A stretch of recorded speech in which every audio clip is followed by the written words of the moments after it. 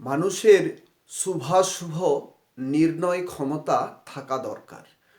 কোনটা শুভ কোনটা অশুভ এটা যদি মানুষ নিজে নির্ণয় করতে না পারে তাহলে মানুষের পক্ষে কখনোই শুভ কাজ বা নিজের ভালো করা সম্ভব হয় না। এর কারণটা কি?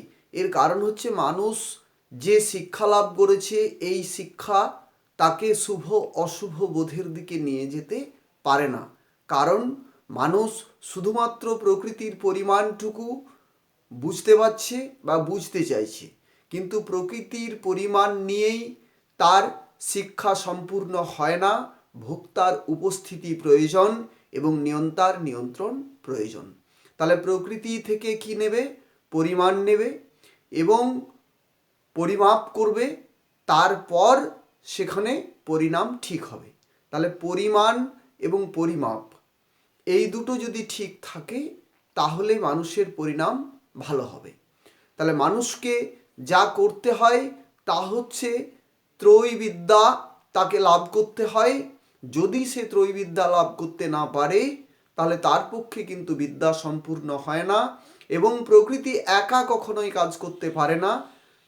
নিয়ন্তা এবং ভোক্তা এইগুলো তিনটা এক সারিতে যতক্ষণ না আসে ততক্ষণ পর্যন্ত কাজ ঠিক হয় না।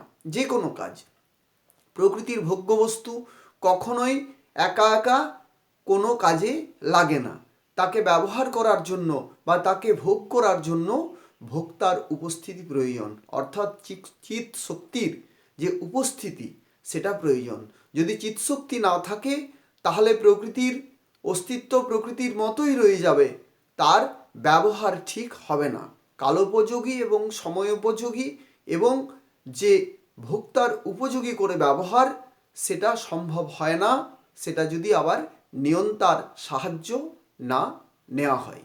তাহলে নিয়ন্তা, ভোক্তা এবং ভোগ এই তিনটা এক সারিতে যতক্ষণ না আসে ততক্ষণ পর্যন্ত ভোগ সঠিক হয় না, কাজ শুভ হয় না এবং সমস্ত কিছুই অশুভ হয়, সেগুলো দোষযুক্ত হয়। তাহলে আমরা আমাদের এই শুভ বোধ বা অশুভ বোধ এগুলোর উৎস কোথায় এটা আমরা খুঁজে দেখব। তাহলে আমাদের শুভ বোধের উৎস আমাদের মস্তিষ্ক। মস্তিষ্ক শুভ বোধের দিকে চালিত হবে কিভাবে? উপযুক্ত বিদ্যার দ্বারা। ঠিক একইভাবে মস্তিষ্কে যে অশুভ বোধ রয়েছে এটা যদি অশিক্ষা থাকে, অবিদ্যা থাকে, তাহলে অশুভ দিকেই চালিত হবে। কারণ সে বুঝে উঠতে পারবে না ত্রিসত্য কি, নিয়ন্তার ভূমিকা কি, চিৎশক্তির ভূমিকা কি, প্রকৃতির ভূমিকা কি। তাহলে জগতের এই কারণ সম্পর্কে যদি ধারণা সঠিক না থাকে তাহলে মানুষের পক্ষে কখনোই কোনো কাজ করা সম্ভব হয় না। তাহলে আমরা প্রথম কারণকে বুঝবো, তারপর কার্য বোঝা সহজ হয়ে যাবে। তাই আমাদের জগতের কারণ যে তিন, প্রকৃতি একটি কারণ, আত্মা একটি কারণ বা চৈতন্য একটি কারণ এবং জীব একটি কারণ বা নিয়ন্তা একটি কারণ। তাহলে প্রকৃতি, জীব, ঈশ্বর এই তিন কারণের সমন্বয়েই জগতের সামগ্রিক বিকাশ, সম্যক বিকাশ।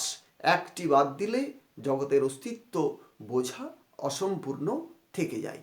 তাই ত্রিবোধে উন্নীত হয়ে মানুষ শুভাশুভ নির্ণয় করবে এবং শুভ অশুভ কাজ করবে।